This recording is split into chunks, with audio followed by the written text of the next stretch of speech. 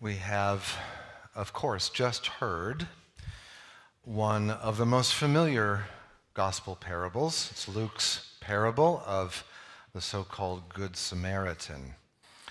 As you may know, dozens of hospitals are called by that name, Good Samaritan Hospital,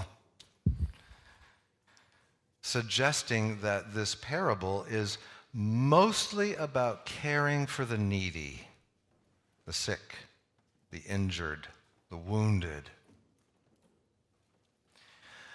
A couple of weeks ago, however, the lectionary gave us a little passage from Luke where Luke sets the stage for reading this parable a bit differently, to think about it in a broader social context. Remember, Luke is always concerned about what kind of difference the gospel is going to make in the wider world. And for Luke, that wider world was the social and religious system of the Greco-Roman world. For us, the wider world is modern Western society. And as Episcopalians, I think that's really important to remember this. As Episcopalians, we are inheritors of a tradition that is deeply committed to the social impact of our religious faith. There's a very rich history in the worldwide Anglican communion of this. Too many examples to give in one sermon, but the Anglo-Catholic movement, for example, that made such an impact on me, the Christian socialists on both sides of the Atlantic, as well as the evangelicals, the English evangelicals of the 19th century who managed to abolish the slave trade in the entire British Empire. No small feat. All of these visionaries in Anglican traditions embraced a key purpose of religion: to make good politics. Ugh. That word. Few of us think about religion that way, and fewer still even want to think about it that way, especially these days. It's very squirmy. And yet, from biblical writers all the way to our own English Reformation and Anglican traditions, religion has a social purpose. People gather for religious rituals, just like we're doing here this morning. People gather to hear from sacred texts, just like we have this morning, and to share in Eucharistic liturgies like we're doing right now, in order to be equipped to make the world a better place for everyone, for all God's creatures. Learning how to share resources, to care for those in need, to help each other flourish, to ensure that our children and our grandchildren have a future of thriving. That's the work of politics. And religion has a deep investment in that shared work, especially when some have been forgotten or left out or mistreated. All three of the biblical texts we've heard this morning from the lectionary urge us to care for the world in which we live and to care for those who live in this world with us. And we must do this, Luke says this morning, in the same way we aim to love God with our whole soul and strength and might and mind.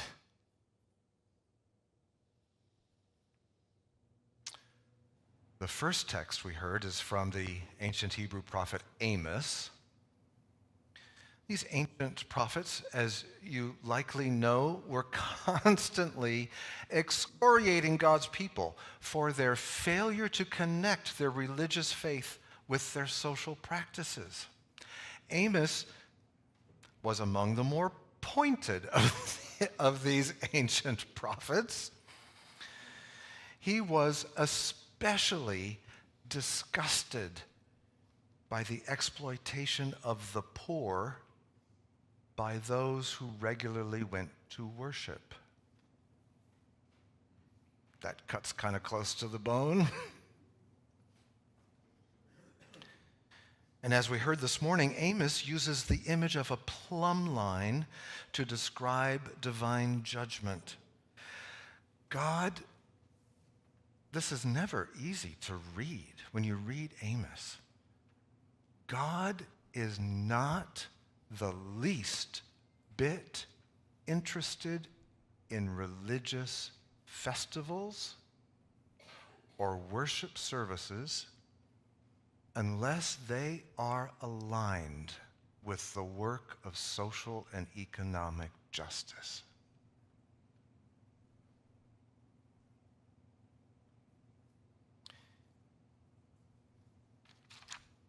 Now, some would suggest that the second reading we heard this morning from the letter to the Colossians, that somehow this letter pushes our commitments into heaven away from earth.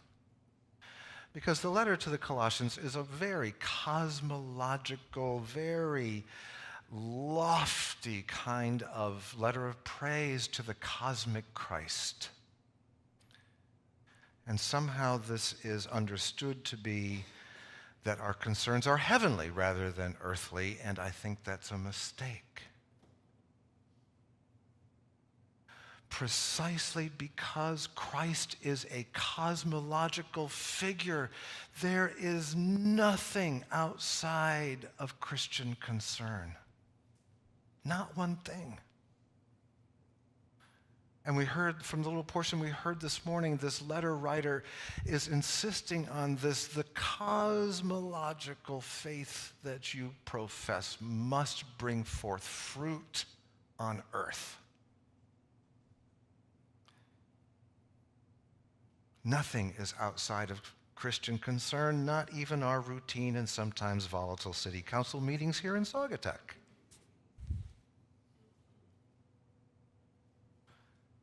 All of that brings us to Luke's parable of the so-called Good Samaritan.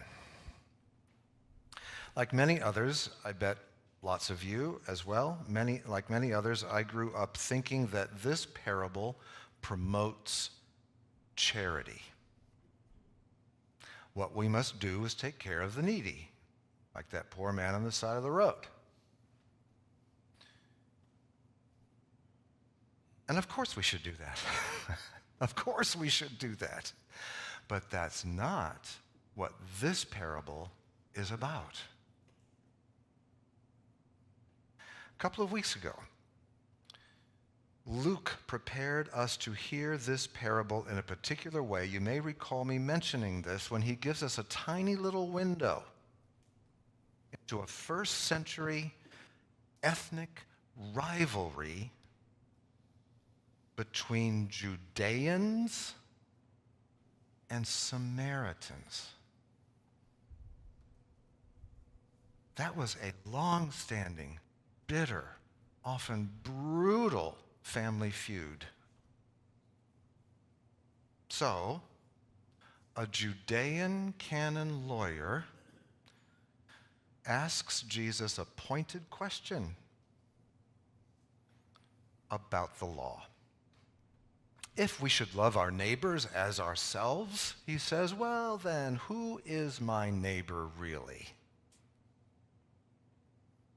Jesus responds with this now famous parable, and quite honestly, for many years, I heard this story as if the injured man on the side of the road is the neighbor we're supposed to love as ourselves.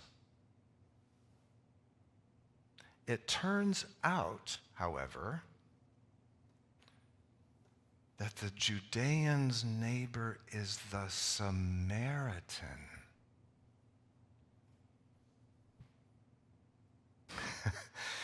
Jesus actually, I love this about Luke's telling of the parable.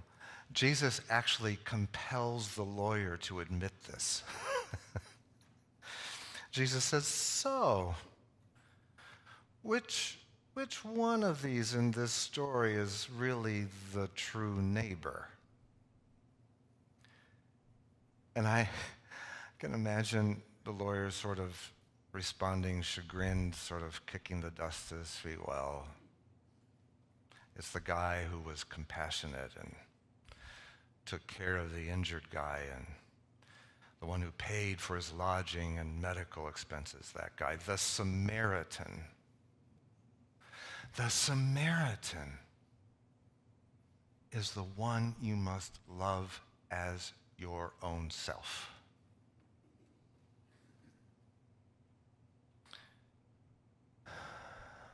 Loving God with our whole heart and mind and strength will change the world. I'm absolutely convinced of this, because it will turn enemies into friends and make family from strangers and dissolve ethnic rivalries and reshape stratified societies into communities of care. That's actually the purpose of religion.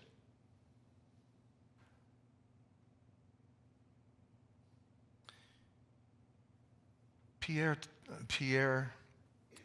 Teilhard de Chardin was a French scientist and a Jesuit theologian who lived through the chaotic early decades of the 20th century.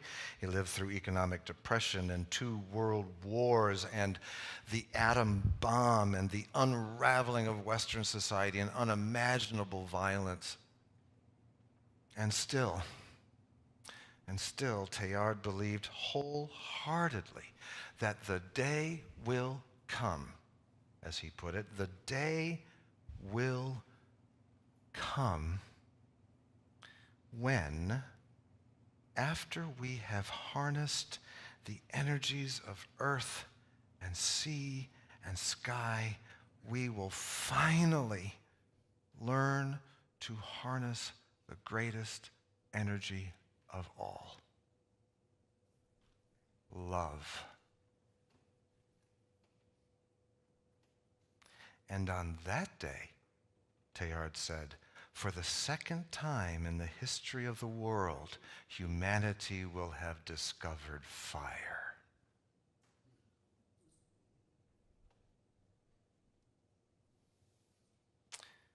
Only love can change the world for good. I'm going to embarrass him now just a little bit. My dear friend Jim Matulski is sitting right there. He's visiting from Berkeley. He and I were co-conspirators on many religion projects back in the day. And one of the great takeaway lines, Jim is the master of takeaway lines as well as hashtags. If you want any social media hashtags, he is a hashtag machine. One of his great takeaway lines is, we come to church to be changed by God so that we can change the world. Only love can do this. Only love. We come to this Eucharistic table every week, which is set by love, to feast on love so that we can be love in a world wounded by hate. Hatred has been unleashed in a new way in this world, friends. We have to be the love that heals it. And we become that by coming to this table.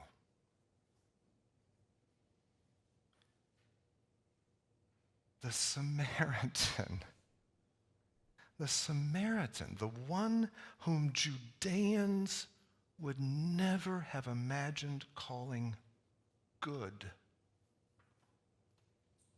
The Samaritan lived as love for the injured man on the side of the road.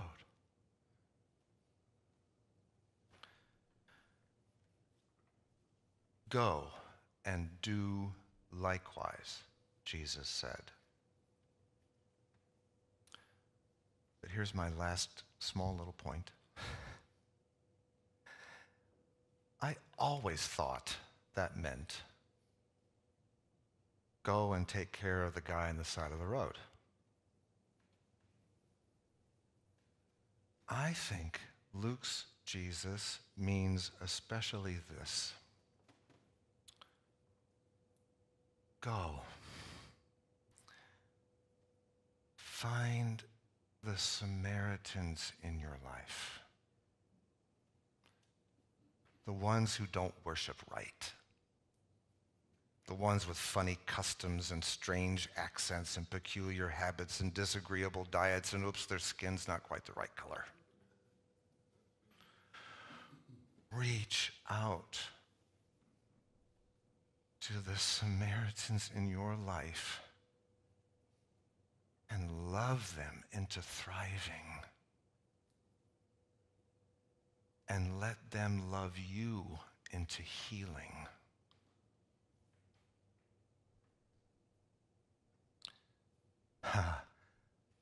Love them as much as you hope to love God.